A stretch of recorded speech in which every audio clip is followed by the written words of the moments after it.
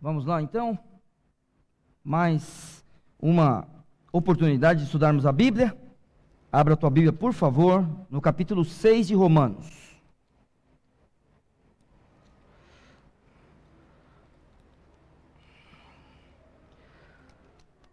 Romanos capítulo 6. Vamos ficar em pé e para início nós vamos ler apenas um versículo.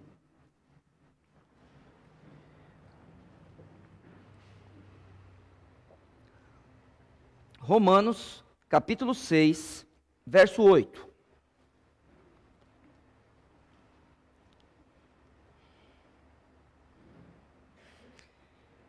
Então a Bíblia nos diz, no verso 8 do capítulo 6 de Romanos: ora, se já morremos com Cristo, cremos que também com Ele viveremos. Obrigado, meu Senhor Deus, pela Tua palavra. Obrigado, Senhor Deus, pelas Escrituras. Obrigado pela preservação, ó Pai da Bíblia, e que o Senhor abençoe aqueles que não têm as Escrituras ou só têm parte dela, porque o Senhor pode ser louvado de qualquer forma. O Senhor é o Deus Todo-Poderoso, mas cremos, ó Senhor Deus, que o Senhor também age por meio da Tua palavra, e nós cremos nas Escrituras, ó Senhor Deus, que as Escrituras sejam sempre centrais nas nossas vidas, na vida da nossa família e da nossa igreja, porque é por meio dela que o Senhor fala conosco. Pai eterno, que o Senhor nos use agora para a Tua glória, tanto este que fala como a todos que vão ouvir, e que o Senhor seja engrandecido mais uma vez na Igreja Batista de Vila São José. Em nome de Jesus, amém. Pode sentar, meus irmãos. Então, quando eu estiver chegando no final da mensagem, você vai saber direitinho, tá? Então nós vamos dividir em 3 partes, sempre lembrando que, é a minha opinião, né? Esse é o livro mais fantástico que tem no Novo Testamento, junto com o Hebreus.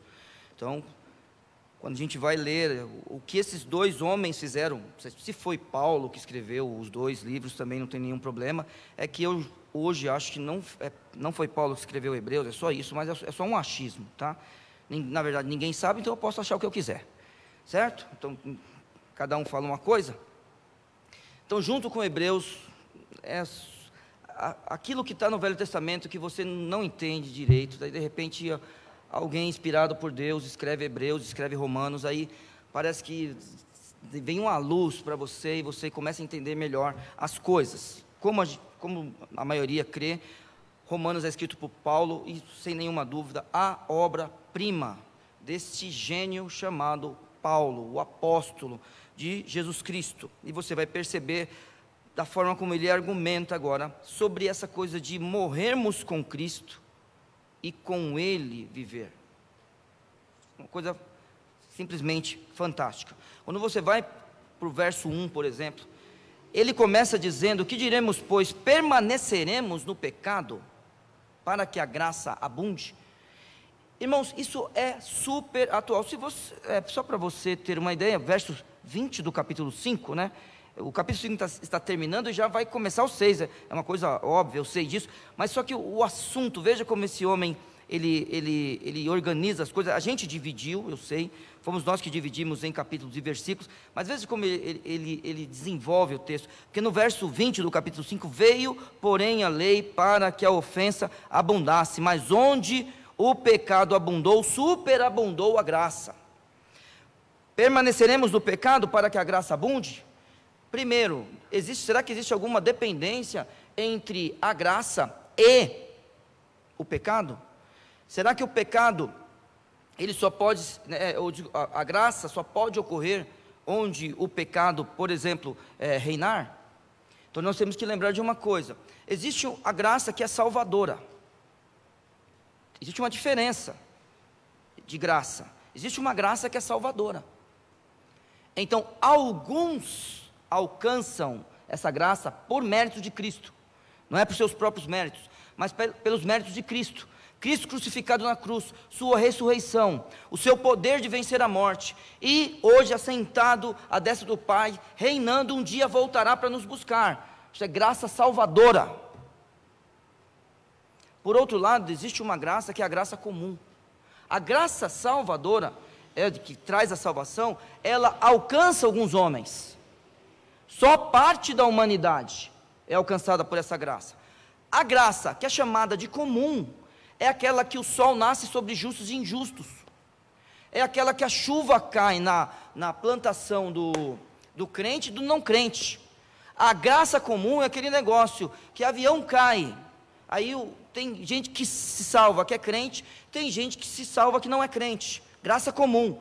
Nessa mesma queda de avião, tem gente crente que morre, tem gente crente que não morre. Graça comum é aquilo que Deus dá à humanidade para que ela tenha condições de continuar. Porque nós já somos cheios de neuroses. Se acontecer de um grupo ser mais privilegiado do que o outro por causa de Deus, aí que existe revolta mesmo. Então, graça comum. Então, olha só, existe dependência entre onde reina o pecado, ali ocorre graça? A resposta é não. E por outro lado, talvez você já falou de Cristo para alguém, e essa pessoa olha para você, até com desdém, e fala assim: é só aceitar a Jesus? Você já viu isso? Então eu aceito. Até com desdém ela fala: eu posso continuar minha vida do jeito que ela é? Pronto, você pode levantar e ir embora. Porque essa pessoa não entendeu nada, essa pessoa, ela não se converteu, a graça salvadora não chegou até ela, e ela ainda continua nos seus próprios pecados. Porque é impossível que alguém que um dia morreu com Cristo, permaneça morto, vivendo em pecado. Agora vamos lá, você vai perceber pelo texto que eu estou querendo falar com você essa noite. O texto é assim, ó, o verso 8: ora, se já morremos com Cristo, cremos que também com Ele viveremos. Olhando para o verso 1, que diremos, pois, permaneceremos no pecado para que a graça abunde? De modo nenhum. Nós, que estamos mortos para o pecado, como viveremos ainda nele? Muito bem. Aquele que morre com Cristo, morre para quê? Morre para o pecado. A grande questão é, alguns ficam a se perguntar: ao me converter, não preciso fazer mais nada? Nada. Mas eu posso continuar a pecar? Não é questão que você pode continuar a pecar. É diferente. O pecado não tem domínio sobre você. Agora, eu estou livre da influência do pecado? Tem que tomar cuidado. Porque a resposta é não. Nós ainda não estamos livres disso. Nós estamos sujeitos ao pecado? Estamos. Porque a presença do pecado ainda está ao nosso redor. Um dia a presença será afastada, e nós não teremos mais que tratar com o pecado. Mas por enquanto ainda precisamos. Só que quando nós morremos com Cristo, e não venha pensar na ideia de morrer para você, de morrer para mim, de ir embora daqui. Não, irmãos. O texto está dizendo: ora, se morremos com Cristo, cremos que também com Ele viveremos. Por enquanto é aqui. E aí não tem nada a ver a gente querer pecar, para que a graça abunde. O texto diz: de modo nenhum. Se nós morremos com Cristo, morremos para o pecado, como podemos ainda viver nele? Não existe nenhuma chance de isso ser algo da prática da vida de um cristão. Então, se morre com Cristo, automaticamente se morre para o pecado. Ótimo. Aí vem uma coisa que a gente precisa pensar. Quando eu morro, eu saio, dessa terra. É assim que eu penso em morte. Você pode dizer isso para mim. E é verdade. Quando a gente morre para o mundo, no sentido literal de ser enterrado, a gente vai para uma outra esfera, para uma outra dimensão. Eu até gosto de dizer que o céu está aqui, ó. É que a gente não tem acesso a ele, mas o céu é logo aqui. Não existe uma viagem muito longa a fazer até o céu. Quando o Senhor Jesus olha para o homem da cruz, diz: hoje estarás comigo no paraíso. A coisa é rápida. Antes né, de acabar o último suspiro, o Senhor Jesus já estará comigo ou com você em seus braços, levando para o céu. Mas esta morte que nós estamos falando, que morremos com Cristo, é a morte para o pecado, e não existe nenhuma condição de eu e você viver nele. Aí você fala, mas como que eu vou me afastar disso tudo? Aí, meus irmãos, a gente precisava entrar num outro texto, mas rapidamente, só para os irmãos lembrarem, existe uma coisa chamada processo de santificação, e ocorre nessa terra, parte dela. Uma parte dela já aconteceu. Quando você pensa que você um dia se converteu, que você recebeu Jesus como Salvador, uma parte da santificação já aconteceu, porque você é santo para a salvação. Você foi resgatado do inferno, foi resgatado do desprezo de Deus, e hoje você é um salvo em Cristo Jesus, santo. A outra parte da santificação é o processo de santificação nesta terra. É disso que nós estamos falando hoje. Só que nós não estamos usando um texto que fale sobre, que tem a palavra santificação, mas é disso que nós estamos falando hoje. Eu e você, como redimidos pelo sangue do Senhor Jesus, temos a possibilidade, volto a dizer, é uma possibilidade de melhorar. Por causa da regeneração eu posso melhorar. Então, como foi dito ontem, aquele que rouba, não roube mais. Está vendo? É um processo. Então aí imagine, Deus gosta de fofoca? Sim ou não? Então aquele que fofoca, não fofoque mais. Está vendo? Deus gosta que a gente ame o dinheiro. Então aquele que amava o dinheiro, não ame mais. Sabe essas coisas? Processo de santificação. Nós não viveremos mais no pecado. Aquilo que é pecado, na vida do crente, isso não pode fazer mais parte. E aí a Bíblia continua dizendo, ou não sabeis que todos quanto fomos batizados, e agora presta atenção, em Cristo Jesus, em Jesus Cristo, perdão, fomos batizados na sua morte, de sorte, continuando o mesmo assunto aqui, que fomos sepultados com ele pelo batismo na morte. Quero parar aqui, meus irmãos, porque eu quero que você perceba que no verso 3, nós fomos batizados em Cristo, certo? Verso 3, em Cristo fomos batizados. No verso 4, de sorte que fomos sepultados com ele. É fantástico isso, porque são coisas diferentes. Nós estarmos imersos naquilo que Cristo representa para nós é uma coisa. Aquilo que Cristo fez por nós e nós seguirmos como exemplo é uma outra coisa. E aqui está justamente o símbolo no verso 4, que é o que nós praticamos de sepultamento. Então é assim, o batismo salva? Não, certo? O batismo não salva. Mas você não acha estranho uma pessoa que fala que é convertida, e não quer ser batizada? Não é estranho isso? É estranho. Porque, na verdade, irmãos, em vários textos a gente vê a importância do batismo na sua confissão de fé. A forma como a Bíblia, o Senhor Deus, o Santo Espírito, escolheu para que a gente soubesse, através das Escrituras dos Apóstolos, o que é que tem que mostrar para o mundo, que é ser batizado. E no caso de uma igreja batista, pelo menos como a nossa, eu não posso dizer de todas as batistas, porque existem igrejas batistas hoje, irmãos, que não faz mais questão do batismo. Você faz parte de uma igreja que acha importante o batismo. Tanto a questão de ser batizado, como a forma. Nós nos importamos, por exemplo, sim, com quantidade de água. Nós nos importamos com isso.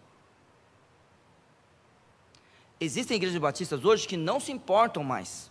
Então, por exemplo, uma pessoa chega em algumas igrejas batistas, não importa se ela passou por um batismo diferente do nosso, seja ele pentecostal, seja ele neopentecostal, seja ele católico, seja ele dos reformados, por exemplo, presbiterianos, não importa, a pessoa é aceita no hall de membros. Numa igreja batista como a nossa, nós achamos que nós precisamos de um candidato certo, de uma forma correta de se batizar e de alguém com autoridade para batizar. Então é diferente. Quando nós olhamos para o verso 4, então a gente pode se identificar com isso, que está falando de sepultamento. Então aqui atrás de mim tem um tanque, em que as pessoas são mergulhadas, e a partir daquele momento, devido à autoridade que a Igreja Batista de Vila São José nos dá para batizar a pessoa em nome de Jesus, né, em nome do Pai, em nome do Pai, do Filho e do Espírito Santo, ela é batizada. E aqui tem um símbolo nisso. O rito é importante. Da mesma forma, imagina, casar é importante, que as pessoas saibam que a gente casou. O rito é importante. Enterrar pessoas é importante. Ver a pessoa sendo enterrada é importante. O rito é importante.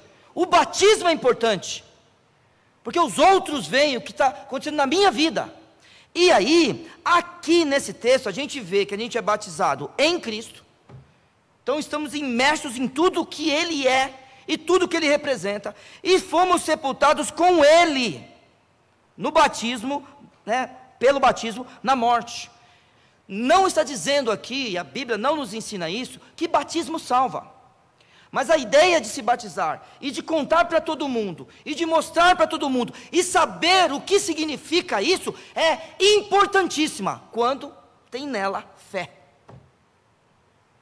Então, se eu e você temos fé no Senhor Jesus Cristo, e nos batizamos, isso ainda mais fortalece a nossa caminhada até o céu. Fortalece ainda mais. Por quê? Porque assim, ó, olha, sabe, irmãos, deixa eu falar uma coisa bem rapidinho para vocês. Não existe crente em casa, tá? Não existe isso daí. Eu posso ser crente na minha casa.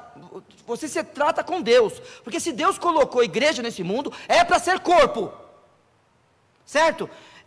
Eu posso ter comunhão com Deus, sem me batizar e sem fazer parte de uma igreja. Você se vira com Deus, uma pessoa que pensa desse jeito, que se vire com Deus. Deus vai julgá-la. Mas só que o Senhor Jesus mandou ser batizado. Então é importante. Entende como é? Por exemplo, um dia um rapaz vai querer casar com a sua filha. Irmão, ele não vai chegar na sua casa, vai pegar essa moça e vai levar embora, correto? Ah, tá vendo? Quando fala de filha, aí ninguém gosta, né? Porque também ninguém vai lá em casa, pegar na minha filha e falar, ela vai embora. Ah, meu amigo, agora o negócio ferveu pro seu lado. Eu sou contra armas, hein? Só que eu vou buscar uma ali agora. Só para ela me ajudar um pouquinho. Brincadeira. Aí o rito é importante, né? Não, não é assim que faz, moço. Que isso, vamos conversar. Agora, quando é na questão, coisas assim, quando é nas questões de Deus, eu trago as coisas de qualquer jeito. Não, irmãos. Na verdade, a ideia de ser batizado, ela é importante. E qualquer um de nós que fomos batizados, declaramos a todo mundo que morremos. É uma declaração nossa. E a forma de expressar isso que Deus escolheu, para que a gente expressasse para o mundo isso daí. E todo mundo, por exemplo, imagina, vou ser batizado, convido pessoas para assistir. Alguém passa aí e olha, lá estão mergulhando a pessoa, o que estão fazendo? Aí explica, essa pessoa morreu para o mundo e ressuscitou para Cristo. Por que isso, irmãos? Porque é o seguinte, nesse primeiro momento da nossa mensagem, nós estamos morrendo com Cristo, não é? Mas a ideia de morrer com Cristo não é ficar morto. Nós estamos morrendo com Ele para o pecado. Só que quando nós fazemos isso, nós temos uma nova vida. A ideia de viver sempre está na cabeça do homem. Nós sabemos, se você não sabe, o homem quer ir para Marte. Vocês já sabem disso? Existem gente que já se alistou, está sendo treinada já para ir para Marte. Pelo jeito, a primeira viagem é só de ida, hein? Certo? É. Agora, aqui não está legal, irmão, de viver? Fala a verdade. Eu não quero ir para Marte, na boa. Não, na boa, vou falar para vocês. Eu ir para Marte, só se pudesse ir e voltar. Se pudesse ir e voltar, eu falava, Marolinha, eu volto. Segura aí 2 aninhos, que Neilzão volta. Só quero ir ali ver como é que é o negócio lá. Se me chamasse, eu ia na hora. Falava assim, Marola, por favor, deixa eu ir. 2 aninhos, vou e volto. daqui a pouco nós estamos juntos de novo. Mas negócio de ir e não voltar? Ô Neil, mas por que eles estão querendo ir para Marte? Porque assim, irmãos, nós estamos com 7 bilhões de pessoas aí no mundo. Talvez esse mundo, ele suporte 12 bilhões de pessoas. Nós estamos chegando já nesse número. Por isso que a gente também tem que controlar essa quantidade de pessoas que nasce aí. Você não pensa que é à toa, que você acha que um filho é muito. Colocaram isso na sua cabeça. Não é isso que a Bíblia diz. Tá? Não fique pensando que 2 filhos é muito. Colocaram na sua cabeça isso aí. Não é isso que a Bíblia diz. E assim vai. Nós já estamos chegando nesse número. É uma coisa óbvia. Meus irmãos, Cristo vai voltar em breve. É só a gente começar a contar o povo. Pode ficar tranquilo. Ô Neil, mas falta muito ainda? Não sei, meus irmãos. Mas eu tenho um chute que eu não vou falar para vocês, porque eu não sou bobo, que de repente eu erro. Aí vocês vão me cobrar, porque eu sou pastor. E pai e pastor tem responsabilidade com o que fala. Certo? Mas isso está acontecendo. E as pessoas querem um outro lugar para viver. A ideia de viver sempre está na nossa cabeça. Nós nascemos para viver. Nós não nascemos para morrer. Nós fomos criados para a vida. Nós não fomos criados para a morte. Nós escolhemos morrer.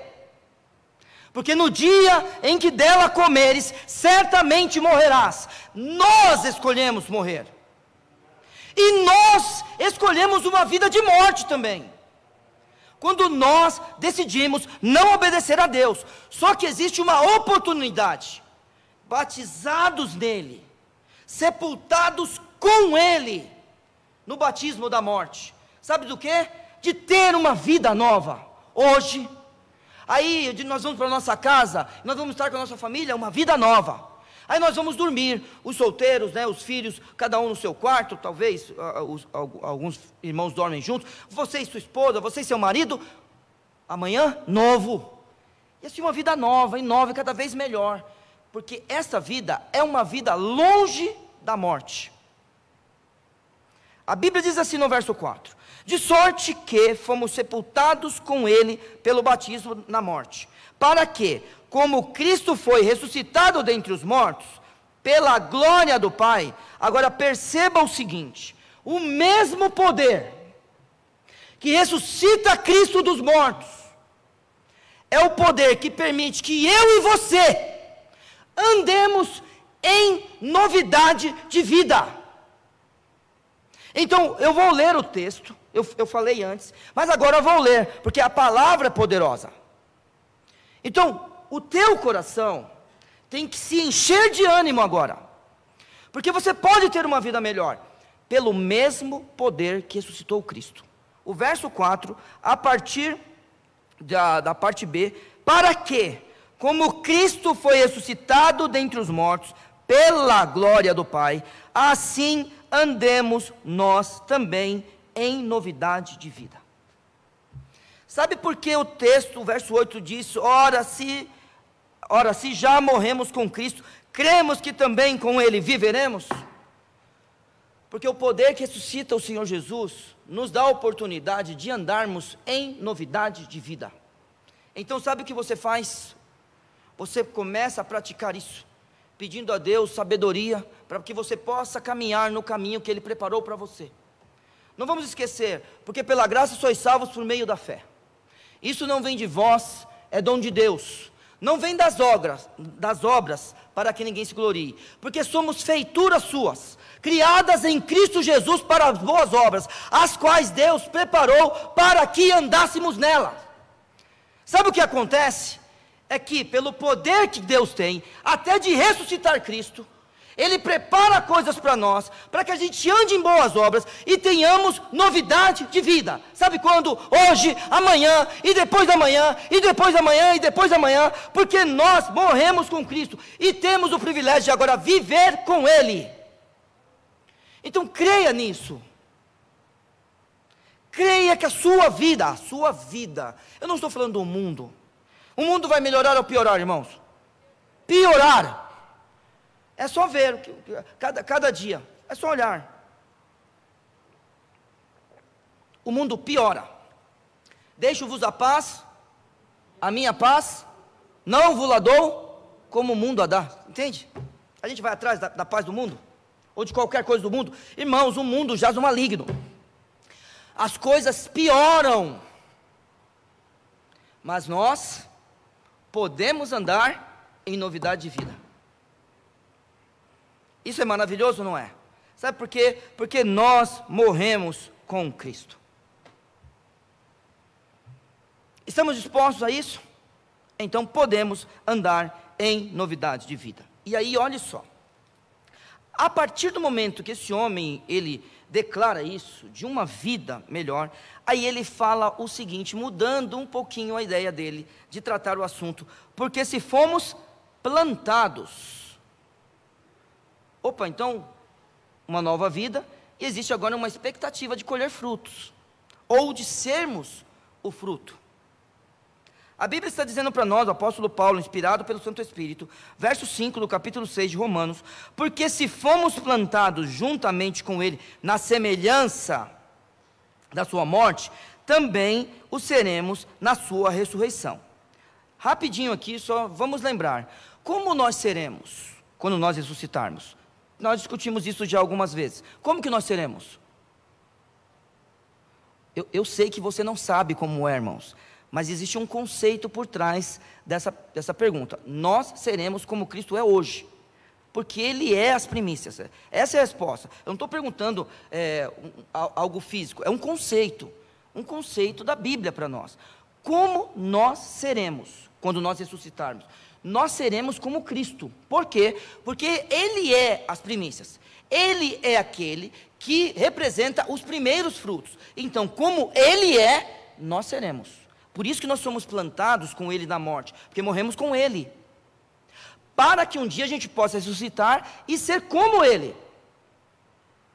Então, os privilégios que Cristo tem em sua ressurreição, como homem, não vamos confundir o Senhor Jesus conosco, no sentido que Ele é Deus e nós não. Agora, Ele é homem e nós também somos. Então, seremos como Ele. Todos os privilégios que Ele tem de ser um homem ressuscitado, nós também teremos, no caso da ressurreição dos nossos corpos, tá? Verso 6, diz assim, sabendo isto, que o nosso homem velho foi com ele crucificado, para que o corpo do pecado seja desfeito, para que não sirvamos mais ao pecado. Então, nós precisamos lembrar dessas coisas, que é o seguinte, irmãos, olha só, nós morremos para o pecado. Então, se nós morremos para o pecado, é porque a gente tinha um relacionamento com ele. Então, agora sim, como sempre tenho falado em minhas mensagens, cada um de nós tem alguma coisa que nos ataca mais em relação aos desejos da carne, aos desejos do pensamento, tem algumas coisas que nos atacam mais. Nós temos lutado com ele, eu sei disso, você tem lutado. Ô Neil, mas como é que você sabe que eu não venci? Porque você está velho. É óbvio que você pecou. Você não nasceu desse jeito. Aí passa um tempinho, eu olho, rapaz, está mais diferente ainda do que era um ano atrás. É porque você está pecando. Você não venceu ainda isso aí. E nem me adianta ficar me olhando com essa cara de crente. Que eu sei que você é pecador igual a mim. O Ney, você deve ser muito, né? Porque você está estranho, é verdade. Eu sei disso daí. Mas é assim, meus irmãos. Então a gente, pelo jeito, a gente tinha um relacionamento mais íntimo com Ele. Ou pelo menos queremos. É que a gente não consegue. E mesmo que a gente lute, e de vez em quando, vamos falar assim, várias vezes a gente peca, a gente não pode esquecer que aqui dentro existe uma luta entre a carne e o espírito. E esses dois se opõem um ao outro, para que não façais o que quereis. Sabe por quê? Porque o homem interior, ele está prontinho, mas a carne é fraca, não se esqueça disso. Entende?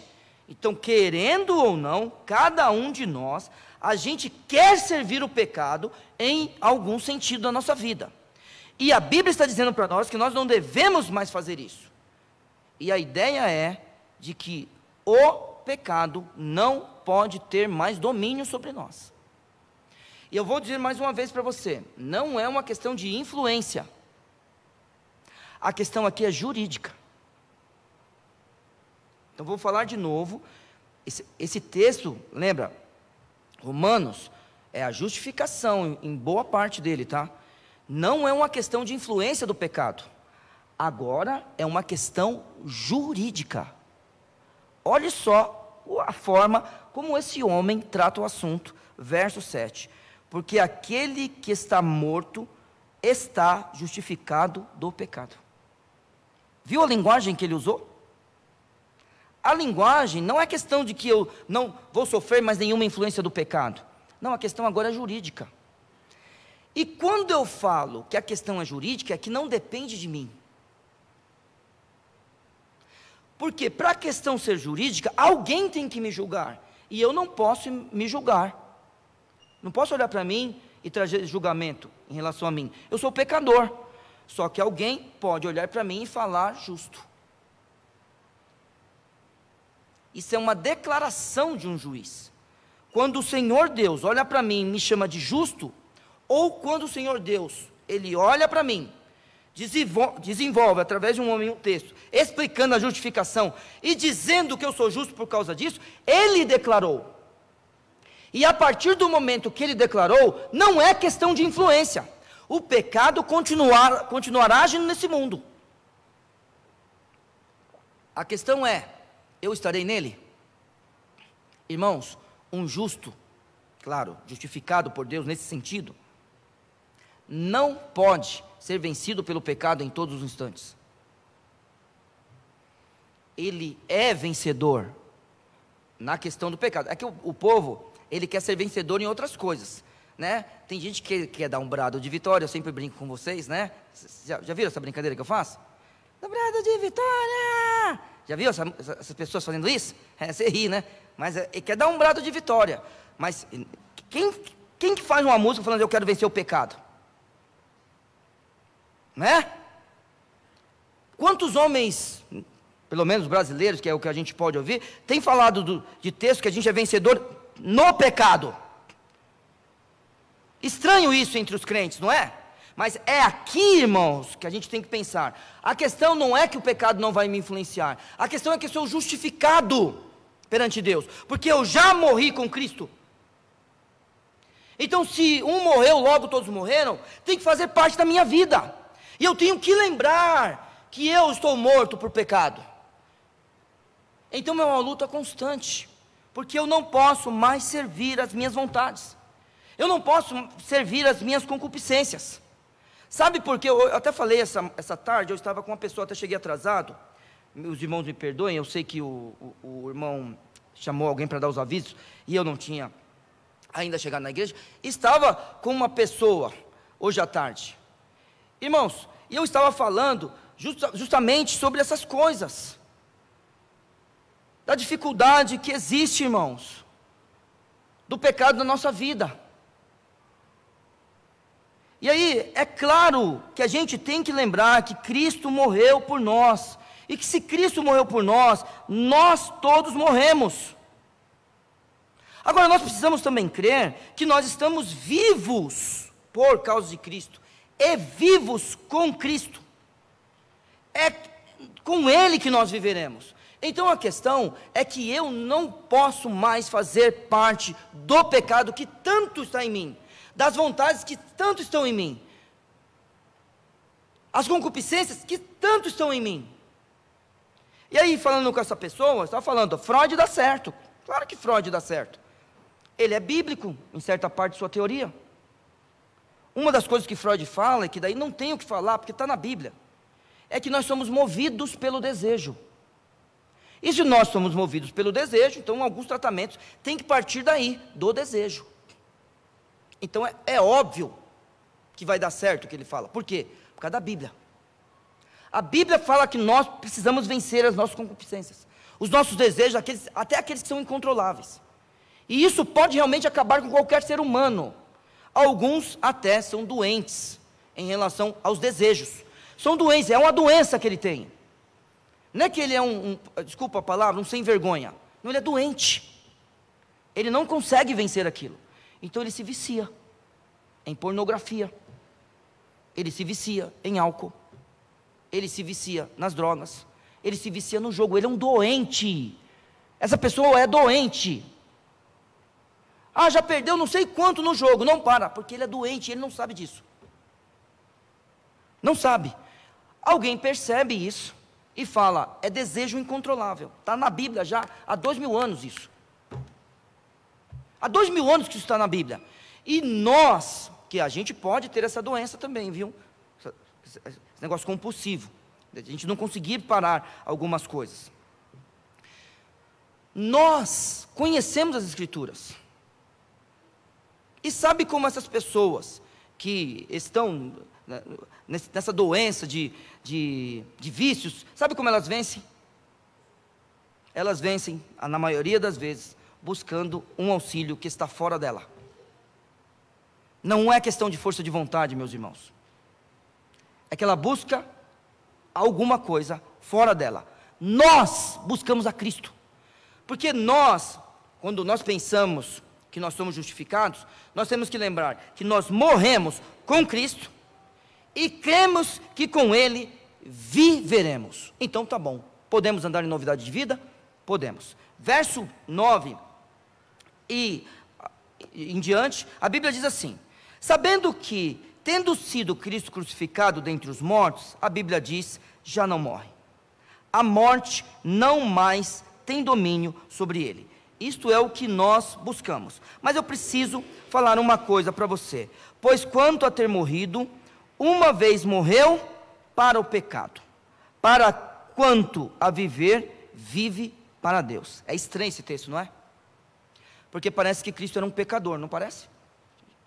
Já percebeu esse texto? Dependendo da forma como você lê, é que eu não peguei outras traduções hoje, tá? Mas o verso 10, ele parece estranho, porque parece que Cristo em algum momento viveu para o pecado. Porque a Bíblia diz assim no verso 10, ó: porque quanto a ter morrido, uma vez morreu para o pecado, mas quanto a viver, vive para Deus. E aí, irmãos, a gente tem que lembrar do seguinte: eu tenho já falado aqui nessa mensagem sobre a influência do pecado. Cristo estava sujeito ao pecado? Não responda, não responda. Cristo viveu num mundo sob a influência do pecado? Isso é fácil de responder, certo? A Bíblia nos diz o seguinte: a Bíblia nos diz que Cristo foi tentado em tudo. Tudo. É estranho pensar nisso, talvez seja um exagero do texto, não tem nenhum problema a gente pensar que Cristo sofreu todas as tentações, tá? Talvez seja um exagero mesmo, não tem nenhum problema a gente pensar nisso, mas é o que a Bíblia diz, é tudo. Se a Bíblia diz que ele foi tentado em tudo, então pelo menos eu posso ainda me identificar com ele no meu pecado. Eu tenho as minhas dificuldades de relacionamento com Deus, as minhas dificuldades quando eu me relaciono comigo mesmo, e eu peco. E eu posso ser confortado porque Cristo também passou pelo que eu passei. Joia. A Bíblia descreve, é um texto descritivo, que está nos evangelhos, que Cristo foi tentado pelo diabo. Aquilo é uma descrição do que aconteceu, certo? Até outro dia discutindo com uma pessoa que fala que a Bíblia contém a palavra de Deus. Essa pessoa falou que a Bíblia ela não é a palavra de Deus, ela contém, e usou esse texto, porque quando o diabo fala no texto, não são palavras de Deus, mas palavras do diabo. Então é o seguinte, a gente não pode confundir a pena de Mateus com o que saiu da boca do diabo, certo? O que saiu da pena de Mateus é palavra de Deus. Então Deus está descrevendo o que o diabo fez ali. E a gente tem essa descrição da tentação de Cristo, né? Feita pelo próprio demônio, pelo próprio Satanás. A gente tem isso. Então a gente sabe que ele foi tentado. Ele estava sujeito ao pecado? Se ele se submete, está vendo? Então ele vê esse mundo, e ele vê esse mundo para cumprir a lei. Então é o seguinte: se ele não peca, ele morre? Não fala nada, porque talvez seja estranho para você. Se o salário do pecado é a morte, e alguém não peca, morre? Já pensou? O salário do pecado é a morte. Se alguém que não pecar, pode morrer? Irmãos, se for por coisas lógicas, é óbvio que não, certo?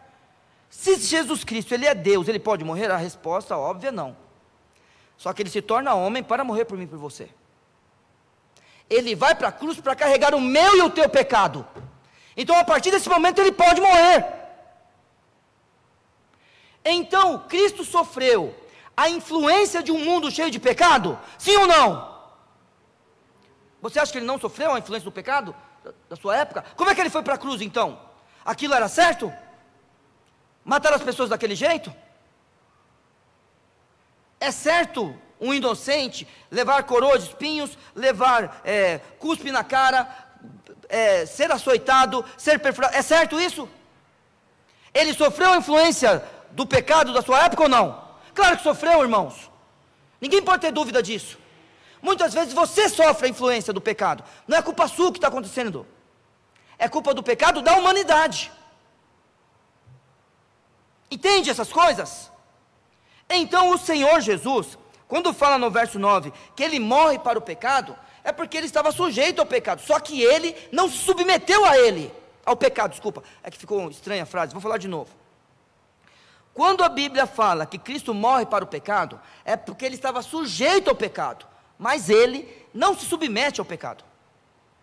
Mas ele estava sujeito, era só ele ter cedido.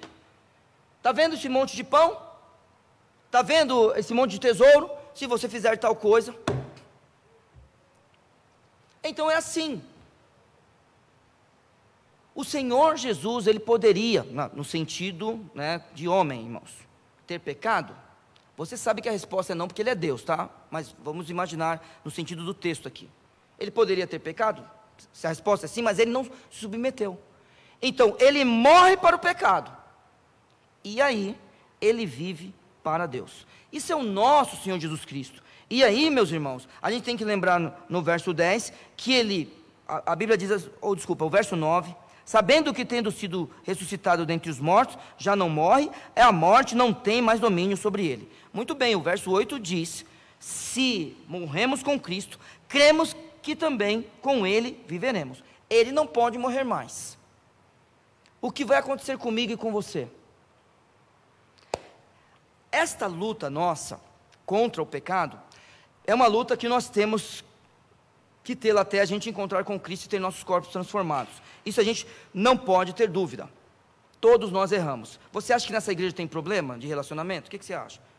O que você acha? Está com vergonha de falar? Não sabe? Alguém aqui não sabe? Fala assim, nem eu não sei. Vamos ver. Ninguém fala, né, que não sabe. Deve saber e não quer me contar, né? Porque se eu falar assim, alguém sabe, e você levantar a mão, depois eu vou querer perguntar, né? Mas vamos resolver esse negócio? Então, né? Tem problema? Claro que tem problema. Nós sempre vamos ter problema. Nós estamos preocupados, muitos de nós estamos preocupados como é que vai acabar o final, como vai ser o final do mês. Está cheio de problema, irmãos. Teve gente, me imagina, que aconteceu alguma coisa durante o dia que não pôde vir para a igreja. Estava marcado e não pôde vir, acontece. Nós estamos cheios de problemas. A questão é, vamos lá, em relação ao nosso pecado, e aí ele tem nome, ele tem que ter nome, ele tem, por exemplo, tem que ser Neil, tem que ser Marilda ou Osdônio. O seu nome, irmã, é Lilian, não é isso? Eu sei seu nome, tá vendo? Lilian, Marisa, Gustavo, tem nome, isso aí, sabe? Bruno, Gilson, vamos lá. Agora, cada um pensando em si, tá? Porque agora a gente quer viver com Cristo. Nós já morremos com o Senhor Jesus. Nós podemos andar em novidade de vida. O Senhor Jesus, ele já venceu a morte e ressuscitou. A morte não tem domínio sobre ele. E quando a gente pensa em relação ao pecado, no caso de Jesus, ele morre para o pecado, para viver para Deus. Só que nós estamos vivendo com Cristo. Como vai ser essa nossa vida? Verso 11. Assim também vós, considerai-vos como mortos para o pecado, mas vivos para Deus em Cristo Jesus, nosso Senhor. Vamos lembrar? Eu não posso simplesmente dizer eu estou vivo. Não é assim. Eu estou vivo em Cristo. Eu fui batizado em Cristo, de acordo com o texto, tá? Eu fui batizado em Cristo. Eu fui sepultado com Ele. Eu morro com Ele. Eu vivo com Ele. É tudo Cristo, irmãos. Não é uma questão. E aí eu digo, você levantou sua mão, eu me converti, você quis fazer isso? Então, pelo menos diga, o Senhor Jesus me fez fazer isso. Não fale que foi você que se converteu, que você não consegue, você consegue fugir de Deus. É isso que você consegue. Pelo menos diga, em Cristo, Cristo fez isso por mim. Eu quis, mas porque Ele me convenceu. Fala alguma coisa a mais. Não fala que foi porque você quis, que talvez daqui a pouco você vai querer não ser mais crente. É nele, tudo nele, é tudo para Ele, é tudo por Ele. Ele pode fazer você andar em novidade de vida. Ele pode fazer com que você, batizado nele, seja sepultado com Ele e retorne para viver com Ele. Nesta vida já é hoje. Ele pode fazer isso. Isso não está em nós. E olha só, vou dizer, não adianta você lutar, tá? É aquele negócio lá, quando eu fizer tal coisa, eu volto para a igreja. Eu preciso resolver tal coisa, aí eu me converto. Sabe esse negócio de se converter e voltar para a igreja? Não, é nele, você precisa dele. E quando você estiver nele, você vai estar que nem um eunuco. Eis aqui água. Como que o eunuco fala? O que impede de eu ser batizado? Existe alguma coisa que me faça diferente dos outros? Eu sou um convertido, aquele homem estava falando para Filipe. Eis aqui água, o que impede de eu ser batizado? É lícito se crer de todo o coração. Você crê de todo o coração que o Senhor Jesus já fez tudo isso por você e que você nele, já morreu? Nele você vive? Nele você ressuscitou? Então eu te digo, o que você está esperando? Fora da igreja ou longe dos braços do Pai? O que nós estamos esperando? Porque é tudo nele, em Cristo Jesus. Verso 12, e aí eu preciso que você preste atenção. No verso 12, no verso 13, porque o verso 12 diz, não reine. O verso 13, a Bíblia nos conta o seguinte, tampouco apresenteis. Interessante isso, né? Porque, vamos lá, ó, o verso 11, assim também vós, considerai-vos como mortos para o pecado, mas vivos para Deus em Cristo Jesus nosso Senhor. Não reine, portanto, o pecado em vosso corpo mortal. Então, você vê o tipo de linguagem que ele usa agora? Irmãos, pense em um rei. Pense no reino desse rei. Pense em seus súditos. Vocês que assistem série ou gostam de história, vocês percebem o comportamento daqueles perante o rei. Nós pensamos que nós vamos... Algumas pessoas, assim, eu tenho temor em fazer isso, tá? Mas eu vou fazer... Se dirige a Deus como aquele cara lá de cima. Sabe? O homem lá de cima. Sabe, a gente pensa... É que aqui não dá, infelizmente, por causa da pandemia. Mas eu gostaria de chegar agora, por exemplo, no David, que é meu amigo, no Gilson, sabe? Celção. Pessoal, chegar aqui e fazer assim... A gente pensa, David, sabe? Gu, que é meu sobrinho. A gente pensa... que a gente vai se encontrar com Deus do mesmo jeito que eu encontro lá quando eu vou na sua casa, Gu, quando eu vou na sua casa, David. E aí, como vai? É assim que a gente acha que vai se encontrar com Deus. Não, irmãos. Se o Senhor Jesus entrasse aqui agora, no seu corpo de glória, não tinha um que ficasse em pé aqui, ou sentado. Nós estaríamos prostrados perante Ele com esse corpo aqui. Não tem quem aguente a glória do nosso Deus. É que a gente pensa, então, né, tem alguns que ficam falando assim, aquele lá de cima, o homem lá de cima, sabe? Sabe esse negócio? Não é assim que se fala com Deus, não. Porque quando a Bíblia vai falar num assunto como esse, ele fala que talvez exista um reino de pecado em mim. Você já pensou nisso? Um reino de pecado em mim, ou pecado reinando em mim. Não reine, portanto, o pecado em vosso corpo mortal. É que no corpo ressurreto, o pecado não vai reinar mesmo, tá? não reine. Sabe por quê? Porque, por causa do verso 11. Assim, também vós, consideráveis como mortos para o pecado e vivos para Deus. Então, não reine o pecado no vosso corpo mortal. Então, se está acontecendo alguma coisa, preste atenção, o pecado está te vencendo? Tem alguma coisa estranha. Por quê? Porque se existe um reino, tem alguém para obedecer. Sim ou não? Porque quando o rei fala, acabou. Você já viu essa série que o rei fala, mata? Você viu que rapidamente a pessoa desaparece, não faz mais parte da série. Mesmo que você não veja a pessoa morrendo na série, ela nunca mais aparece. E pode ser por qualquer coisa. Qualquer coisa.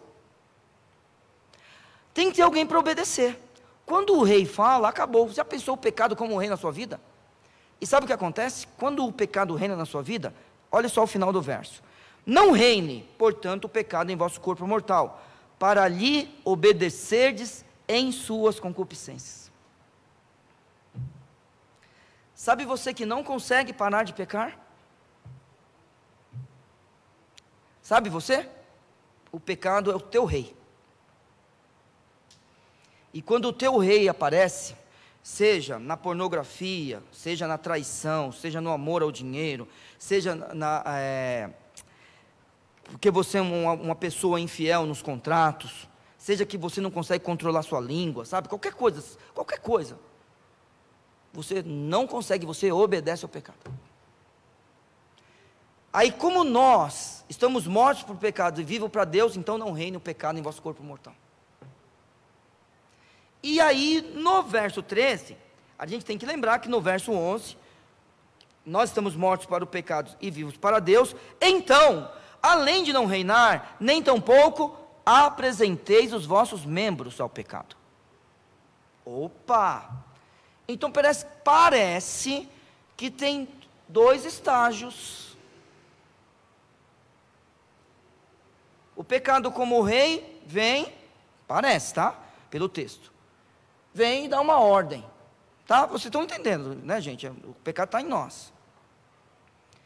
A ideia é obedecer.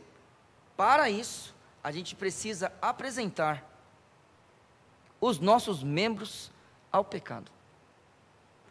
Vamos lembrar de Romanos capítulo 12, verso 1 de cor, não vai para ninguém lá. Não é para ninguém lá. Rogo-vos, pois irmãos, pela compaixão. Estão com vergonha? Por que não estão falando? Querem ir lá no texto? Não, rogo-vos, pois irmãos. Ah, não sabe o texto. Está muito fraco isso aí. Ou vocês não estão gostando da mensagem. Não, tá estranho isso aí. Vou dar mais uma chance. Rogo-vos, pela compaixão, que apresenteis sacrifício vivo, santo e agradável a Deus, que é o vosso culto racional. Apresenteis os vossos corpos ao pecado? Não. O crente, ele é salvo uma vez, e é de uma vez por todas. Só que, quando o crente quer fazer alguma coisa, ele precisa apresentar o corpo. Como é que você serve a Deus? Por meio do corpo. Não existe outra forma de expressar a sua gratidão a Deus. Não existe outra forma de expressar o seu louvor a Deus. É por meio do corpo. Não adianta ficar telepatia. Eu te amo, Ju. Fica tranquila, vai dar tudo certo. Não, Conceição, eu estou orando por você, telepatia. Não adianta, irmã. É por meio do corpo. Eu tenho que ir até você, me relacionar com você, saber das suas dificuldades, você compartilhar comigo e a gente resolver juntos. Como igreja, como amigos, é assim. Os homens e mulheres que estão se entregando para o ministério, tem que se entregar para o ministério. É se entregar para o ministério. Agora, se Deus vai te deixar como um pastor local, como fez comigo, ou mandar, como amigos meus foram mandados embora daqui da igreja para pregar em outro lugar, eu não sei. Mas é assim que tem que fazer, a gente tem que se apresentar a Deus. Só que, no texto que nós estamos lendo hoje, que é Romanos capítulo 6. Agora, a ideia é: não reine o pecado em vosso corpo mortal, nem tampouco apresenteis os vossos membros. Não é para apresentar os membros, sabe, os membros do seu corpo, ao pecado, por instrumentos de iniquidade. Não, não e não. Então vamos lá, uma coisa que muito acontece agora no nosso país, é essa discussão política, e a gente tem que se posicionar como crente, irmãos, como crente. Então essa língua sua tem que funcionar, para todo mundo saber o que um crente pensa, e nunca concordar com eles, não importa quem eles sejam ou onde eles estão. Tem que funcionar quando você escrever alguma coisa sobre essas coisas que acontecem nesse mundo nojento de hoje. Você tem que se posicionar, você que é professor, tem que se posicionar em relação a essas coisas que estão fazendo com as nossas crianças. Ou você vai deixar essas coisas passarem? Deus vai cobrar de cada um de nós. Tudo está errado e a gente simplesmente deixa para lá. Não!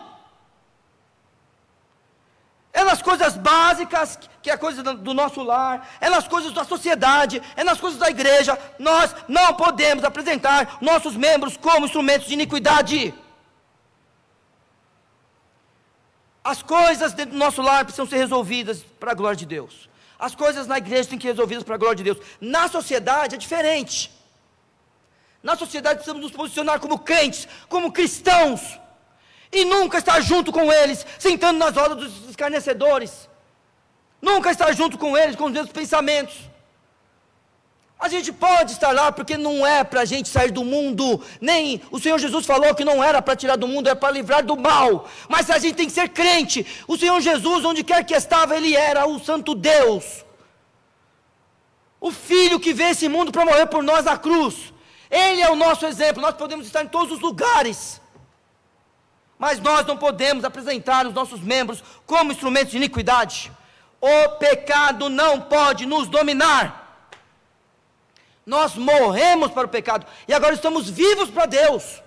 Então não reine o pecado em vosso corpo mortal, nem apresenteis os vossos membros por instrumento de iniquidade, mas apresentai-vos a Deus como vivos dentre os mortos, e vossos membros a Deus como instrumentos de justiça. É isso que nós precisamos fazer. Quando nós nos apresentarmos, nós nos apresentamos como vivos entre os mortos. As pessoas não vão entender isso e você não vai querer explicar isso para eles. Porque, na verdade, ao invés de você apresentar os seus membros como instrumentos de iniquidade, você apresentará a Deus os seus membros como instrumentos de justiça. Então você está vivo. Vivo para glorificar ao Santo Cristo. Vivo para glorificar o Pai, vivo para ser um instrumento do Santo Espírito, agindo na vida de todos que estiverem ao seu redor. E aí, só para concluir, verso 14, porque o pecado não terá domínio sobre vós. Por favor, meu irmão, minha irmã, você é um crente em Cristo Jesus. Você, um salvo, redimido pelo sangue de Cristo. Você que é conhecedor da palavra, o pecado não pode ter domínio sobre nós. Nós podemos, no sentido de possibilidade, pecar. Nós iremos pecar porque nós somos fracos. A questão é um domínio na vida do cristão. É impossível. Eu vou te dar um exemplo simples. Você é pai, e é muito difícil você educar uma pessoa devido à sua insegurança como um pecador. Mas eu quero te dizer uma coisa. A Bíblia, ela nos ensina uma coisa super importante, que, por exemplo, como é que fala lá mesmo? Não encher as paciências do filho. Irritar, obrigado. Não é para irritar o filho, por exemplo. Meu querido irmão, minha querida irmã. Por exemplo, você, Gustavo, tem uma bebezinha. Tem quanto tempo, sua filha? 10? Uma mocinha de 10 meses. Você já está educando essa criança. Mas vai chegar um momento que vai começar a disciplina dentro da sua casa. Você vai ter que disciplinar a sua filha. Só que você, até nisso, você tem que perceber se você não está sendo duro demais. Você tem que perceber se você não está sendo chato demais com a tua mulher. Com o teu marido, né? Vamos falar da mulherada também. Né? Quem é mais chato, irmãos? Os homens ou as mulheres? As mulheres, né? Eu sabia que as mulheres eram mais chatas. Eu não falei, estou brincando, hein? Estou brincando. Eu gosto da Marola, tá bom? Marola gosta de mim e vamos que vamos. Eu sou chato, ela é chata. Ela não é muito, não. Acho que eu sou mais chato que você, hein, Marola? É, né? Eu vou perguntar para o Petros. Petros, quem é mais chato, papai ou mamãe? Eu? 2-0. Princesa, você é minha princesa. Quem é mais chato, papai ou mamãe? Papai. 3-0. Perdi, Pri. Perdi. Então, beleza. Até nisso você tem que tomar cuidado. Porque tem hora que você tem que falar, Pai Santo, eu vou mudar a estratégia. Porque não está dando certo. O Santo Espírito já me falou isso. Porque você é vivo. Você não é morto. Até um cara xarope igual a mim, criei 2 pessoas legais. Entendeu? Brincadeira. Mas entendeu como é? Tem umas coisas simples que você fala assim, eu estou seguindo a Bíblia. Não é para irritar o filho, por exemplo. E para os homens, só para eu ir embora, porque o pecado não terá domínio sobre vós, tá? Porque não estáis debaixo da lei, mas debaixo da graça. Aos homens eu digo, nem se irritar com a mulher pode, hein? Vamos lá? Se vira, irmão.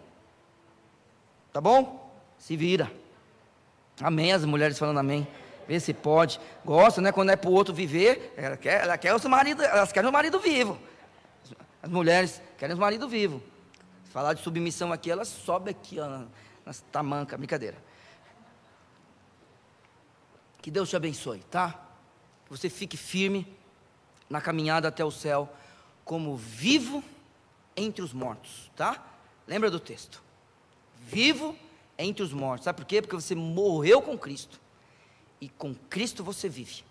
Deus te abençoe muito. Muito obrigado, meu Senhor, pelas nossas vidas e obrigado pela tua palavra. Abençoe o teu povo e abençoe, ó Senhor Deus, para que todos nós, ó Senhor Deus, naquilo que o Senhor nos chamou, possamos nos apresentar como instrumentos de justiça para a tua glória. E tenha misericórdia de nós, porque somos pecadores, mas não queremos, ó Senhor Deus, que o pecado reine sobre nós, que, ó Pai Santo, os nossos membros sejam entregues para instrumentos da iniquidade, mas que nós possamos andar em novidade de vida.